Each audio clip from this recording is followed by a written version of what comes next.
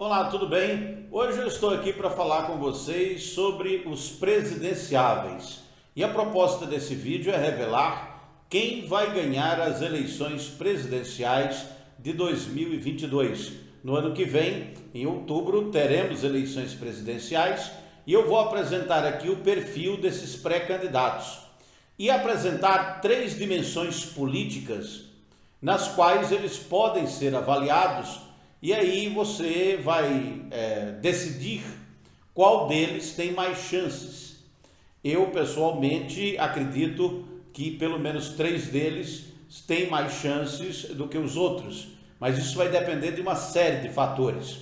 Antes de tudo, aqui eu vou apresentar as três dimensões e começando essas dimensões pela dimensão do perfil político de cada pré-candidato.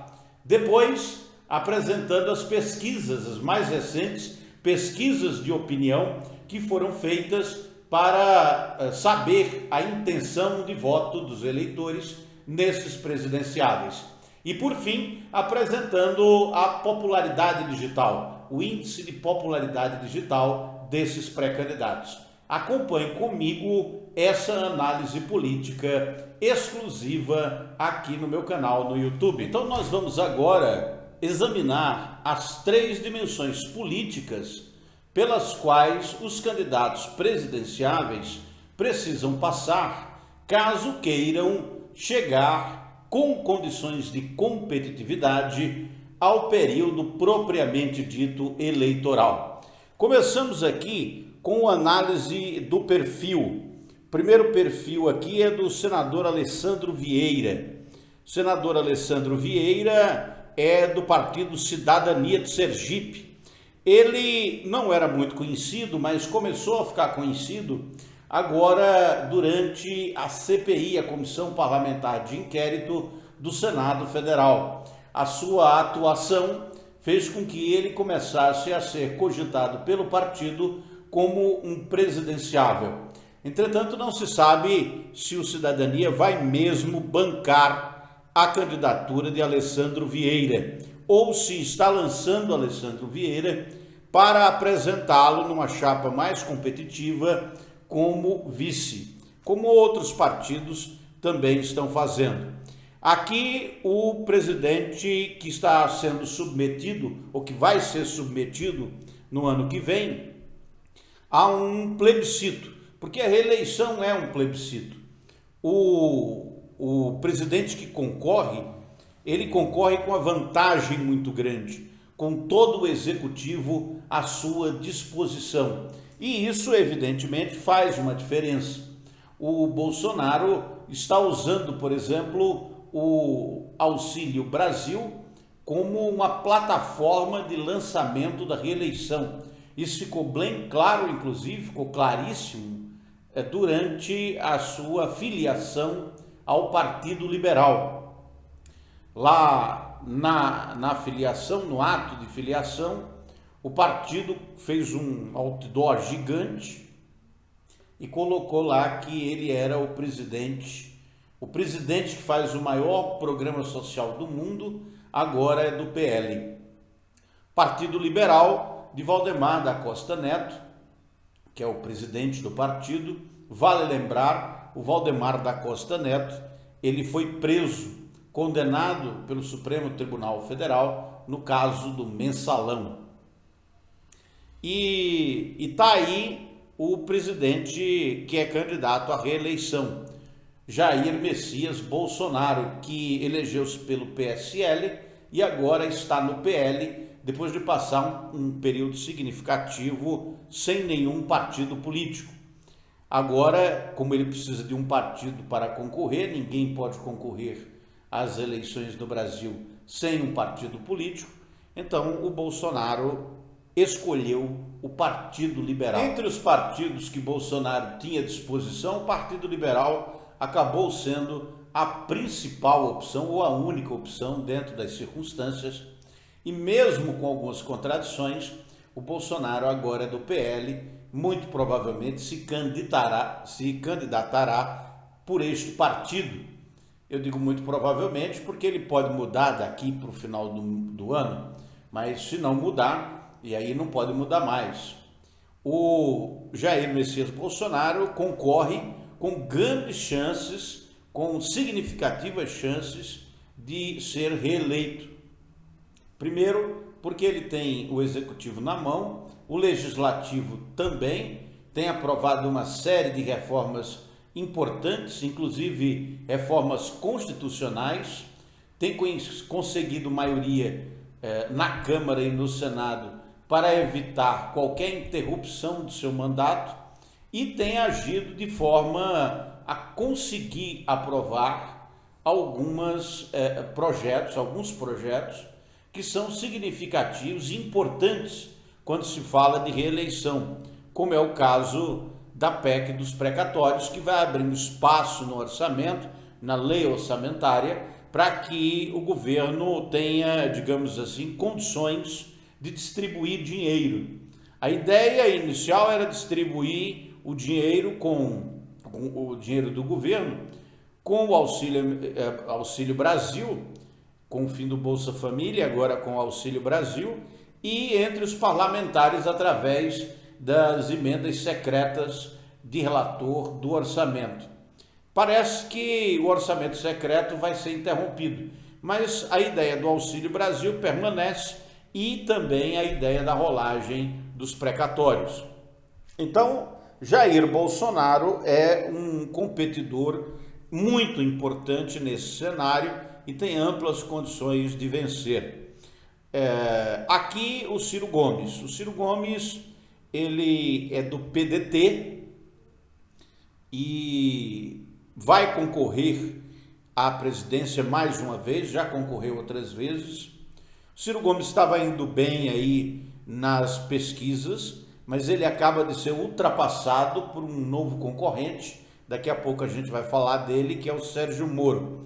O Ciro, ele tem o PDT na mão e o Carlos Lupe, que é o presidente do PDT, recentemente deu uma entrevista dizendo que ele vai ser candidato, que a candidatura dele é para valer, que ele é candidatíssimo e é um candidato contra Bolsonaro. A ideia do partido é tirar Bolsonaro do poder, o que vai ser um pouco difícil, levando em consideração o tamanho do PDT hoje e a sua capacidade de mobilizar o país para essa grande revolução que seria eleger Ciro Gomes. Ciro, inclusive, tem um projeto em forma de livro escrito para tirar o Brasil desse buraco. E ele chama um projeto de esperança. Mas o Ciro, ele tem contra ele uma postura autoritária e críticas muito ácidas, aleatórias. O Ciro, ele é uma metralhadora giratória e muitas vezes ele acaba atingindo pessoas que poderiam ajudá-lo, mas que ficam inviabilizadas de ajudá-lo por causa da sua postura. Mas é um candidato importante e também agora já escolhido o João Dória, do PSDB. Esse é governador de São Paulo, é muito conhecido. Começou como prefeito de São Paulo, ele já foi da Embratur, ocupou cargo político, mas é empresário paulista, foi prefeito de São Paulo, não terminou o mandato, concorreu para governador, não vai terminar o mandato e vai se candidatar a presidente da República, saltando de prefeito para governador, de governador para presidente. Foi recentemente escolhido pelo PSDB para concorrer à presidência da República. Está aí nas pesquisas com uma margem muito pequena de votos, terá dificuldade para fazer uma mobilização nacional, mesmo considerando que o PSDB é um grande partido. Existe a chance de acontecer com Dória a mesma coisa que aconteceu com Geraldo Alckmin, que foi escolhido pelo partido, mas o partido abandonou ele. Então é muito provável que o PSDB abandone Dória e apoie outro candidato. Uns talvez apoiem Moro, outros apoiem Bolsonaro. Outros até partam para apoiar Lula, como é o caso de Geraldo Alckmin, que é fundador do PSDB, mas está sendo cotado para ser vice de Lula. Aqui esse é um desconhecido, o Luiz Felipe Dávila. Ele quer ser candidato pelo Novo. Ele é um cientista político e é do Partido Novo. Nunca concorreu a nenhum cargo, né, significante. Está aí ocupando esse espaço como pré-candidato do Novo, mas o Novo pode compor com outros partidos, inclusive formando uma federação de partidos. Então, eu não sei se essa candidatura do Dávila é para valer, mas ele está posto aí pelo partido como pré-candidato, vamos considerá-lo como presidenciável. Aqui, Luiz Inácio Lula da Silva, do Partido dos Trabalhadores, já foi presidente 2 vezes, já foi deputado federal, foi candidato a presidente outras vezes antes de vencer, perdeu para Collor, mas venceu as eleições para José Serra e conseguiu se reeleger, conseguiu eleger a sucessora, a Dilma Rousseff, foi preso na Operação Lava Jato, a prisão dele foi revogada, o processo foi anulado, os bens dele foram recentemente devolvidos e ele está liderando as pesquisas de opinião e provavelmente vai vencer as eleições.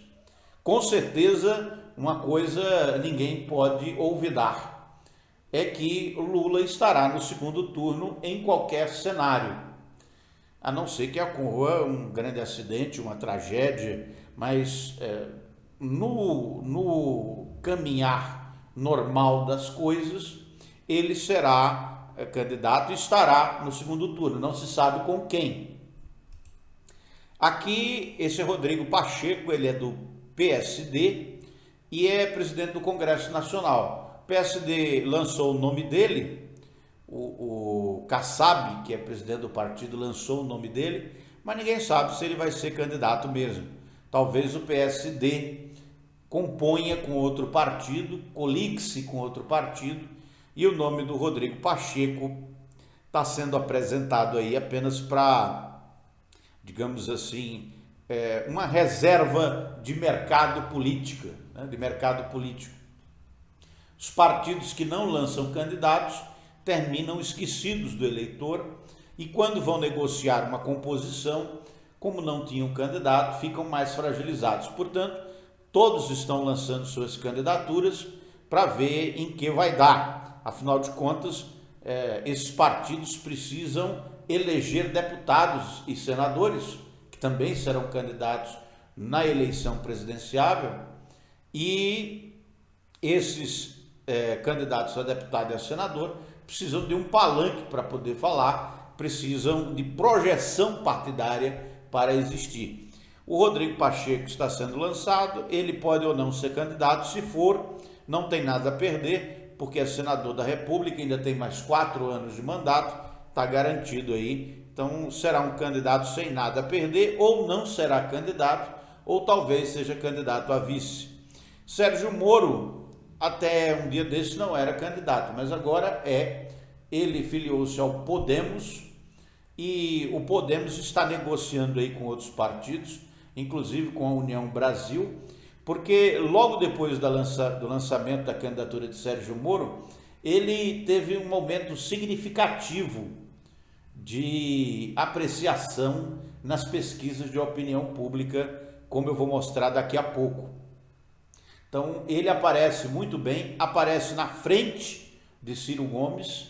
Ciro Gomes já era pré-candidato há mais tempo, mas o Sérgio Moro, ele está aparecendo na frente do Ciro e a candidatura dele é muito bem vista por alguns setores da mídia. Então, a imprensa tem tratado o Moro a pão de ló, tem apresentado ele como uma alternativa e ele começou a tirar votos do Bolsonaro, né? Votos de quem votou em Bolsonaro está arrependido, votos de quem talvez vote em Bolsonaro, mas está com dúvida, e esses votos podem ser direcionados para o Sérgio Moro. que é candidatíssimo também. A Simone Tebet é a única candidata no pleito, é do MDB, ela é senadora da República, também teve uma projeção significativa durante a CPI do Senado, e agora o MDB lançou ela para marcar posição, aquela posição política de ter uma candidatura e fortalecer as candidaturas parlamentares. A Simone Tebet tem chances de manter-se como candidata? Bom, a ver. O presidente do partido, Baleia Rossi, deu uma entrevista há pouco tempo dizendo que ela vai ser candidata, que já tem um projeto e que a candidatura dela é para valer. Mas não se sabe se eventualmente ela pode compor para ser vice de uma outra candidatura mais viável. Aqui uma pesquisa que eu vou apresentar para vocês da Atlas Consultoria. A Atlas é bem interessante porque é uma empresa de pesquisa que pesquisa pela internet. Eles fizeram 4.401 amostras, pessoas que responderam, eles chamam aqui na metodologia de respondentes, 4.401 eleitores, entre os dias 27/11 e 29/11, pesquisa recente. O recrutamento foi feito online via convites randomizados e a margem de erro é de mais ou menos 1%, com um nível de confiança de 95% para os indicadores associados à totalidade da amostra. Como é uma pesquisa feita online, você pode ficar desconfiado, e eu também fiquei. Mas a Atlas, ela é da Assintel. A Assintel é uma empresa internacional de pesquisa e foi uma das únicas pesquisas, das empresas de pesquisa, que acertou o resultado da eleição americana. Recentemente também acertou o resultado das eleições no México. O método deles se mostra bastante eficaz. Ainda vamos ter que testá-lo na prática durante essas eleições. Mas está aqui essa pesquisa muito parecida com outras pesquisas. Eu vou mostrar, além dessa daqui, outra, né, do IPESP, que também foi lançada agora recentemente. Então, se esses fossem os candidatos, em quem você votaria nas próximas eleições presidenciais? Lula tem 42,8%, Bolsonaro 31,5%, Sérgio Moro 13,7%, Ciro Gomes 6,1%, João Dória 1,7%, Rodrigo Pacheco 0,9%, o Felipe Dávila 0,1%, outros candidatos não foram citados, não sei, voto em branco, voto nulo 3,2%. Aqui esse cenário é de um cenário apresentado para o eleitor escolher entre esses candidatos. Então, se os candidatos a presidente forem esses, talvez tenha mais, aí esse seria a votação. Você repare aqui que tem uma vantagem de Lula de 9 pontos percentuais, mais ou menos, entre Lula e Bolsonaro. Aqui é a série temporal da pesquisa. E você vê aqui no vermelho, essa linha vermelha, que em janeiro desse ano, Lula tinha 22,3%. Foi a 27%, a 33%, a 39%, a 40% e agora está com 42%. O Bolsonaro, em janeiro de 21 desse ano, ele estava na frente do Lula. E estava mais de 10 pontos na frente. Como você pode ver aqui, Lula tinha 22, ele tinha 34. O jogo virou. O Bolsonaro tinha 34,5, foi a 32,7, chegou a 37, caiu para 35, 34 e agora tem 31,5. O Ciro Gomes está com 6,1 e o João Dória aparece aqui com 1,7.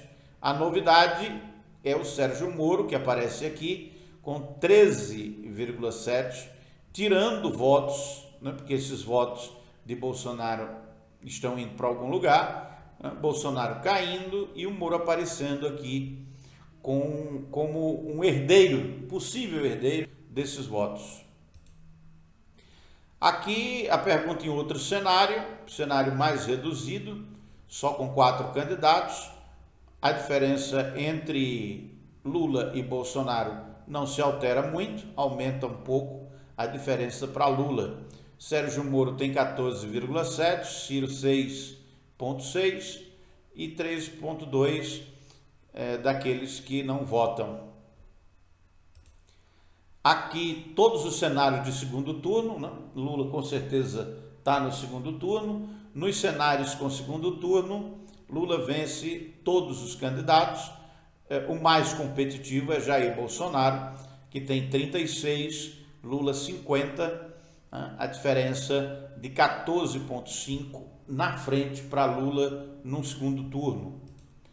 Aqui a pesquisa IPESP, é outra pesquisa, aquela pesquisa é a pesquisa feita pela Atlas, aqui é IPESP, feita entre 22 e 24 de novembro, a diferença aqui você repara é maior, Lula tem 42, Bolsonaro 25, o Moro aparece com 11 e o Ciro com 9, depois vem os outros. Aqui nós vamos examinar o índice de popularidade digital.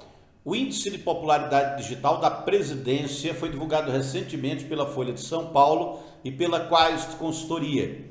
E você vê aí que Bolsonaro ele estava surfando em maio desse ano com 71,55 de popularidade digital. Inclusive, ele era, até bem pouco tempo, o líder político com maior popularidade digital do mundo, segundo esse índice da Quaest Consultoria, publicado pela Folha de São Paulo. Só que de lá para cá, as redes sociais, elas diminuíram o alcance de Bolsonaro, inclusive chegando a censurar alguns dos seus posts e até tirar suas lives do ar, as suas gravações feitas sempre às quintas-feiras, por descumprirem as regras da plataforma. Então, como as plataformas reagiram à postura de Bolsonaro, houve uma queda e o índice de popularidade de Bolsonaro hoje está menor do que o de Lula pela primeira vez. O índice de Lula sempre foi muito pequeno, 26,15, e a popularidade digital do ex-presidente aumentou, está em 63,87, passou o Bolsonaro agora em novembro, que tem 57,91. Agora, tem que considerar aí o seguinte, que o Bolsonaro ele tem a base de seguidores muito maior do que a de todos os outros candidatos. Ele está com restrições no momento, está agindo com restrições, mas ele tem uma base muito grande e uma militância digital muito bem organizada. O Moro está aparecendo aí com 30, Ciro vem com 28, depois o resto. Você viu aí as dimensões políticas dessa análise. E a questão que fica é a seguinte, afinal de contas, quem vai ganhar a eleição? Bom, sabemos que Lula, segundo as pesquisas, provavelmente estará no segundo turno. Quem estará com Lula? Bolsonaro? É possível. O presidente está fazendo uma série de modificações no seu governo com o objetivo de conseguir votos e usando todo o seu poder, toda a sua influência política para direcionar o dinheiro do governo, o orçamento federal para a sua campanha. Também está montando a sua rede de partidos políticos e mobilizando a sua militância digital. Então, o Bolsonaro tem grandes chances de ir para o segundo turno. Outro que aparece agora com chances de ir para o segundo turno é o Sérgio Moro, a depender das negociações políticas que irão ser feitas nos próximos dias. E as definições sedimentadas, finalísticas, elas só serão tomadas no ano que vem. Mas a previsão, por enquanto, é que Lula muito provavelmente vai vencer o pleito. Isso pode se modificar nos próximos dias, nos próximos meses, mas nas atuais condições de temperatura e pressão, considerando os indicadores políticos, Lula seria reeleito hoje, ou eleito pela terceira vez presidente do Brasil. Não seria eleito mais no primeiro turno. Lembre-se, inclusive tem algumas pesquisas aqui com vídeos no meu canal, onde existia a hipótese de vitória de Lula no primeiro turno. Com a entrada de Sérgio Moro e a mudança no quadro eleitoral, a hipótese de Lula ganhar em primeiro turno está cada vez mais distante. Mas quem vai para o segundo turno com Lula? Sérgio Moro ou Bolsonaro? Ou ainda Ciro Gomes, João Dória? Não se sabe. O que se sabe é que para existir uma terceira via é preciso que a primeira perca votos e a segunda perca mais. E até agora o segundo colocado é que está perdendo votos, é o que mostram as pesquisas. Eu sou Arquimedes de Castro, este é o meu canal, tem sempre uma análise política quentinha aqui para você. Compartilhe esse conteúdo com os seus amigos, com os seus seguidores e deixe seu like e seus comentários e suas críticas. Elas são sempre muito bem-vindas. Até a próxima!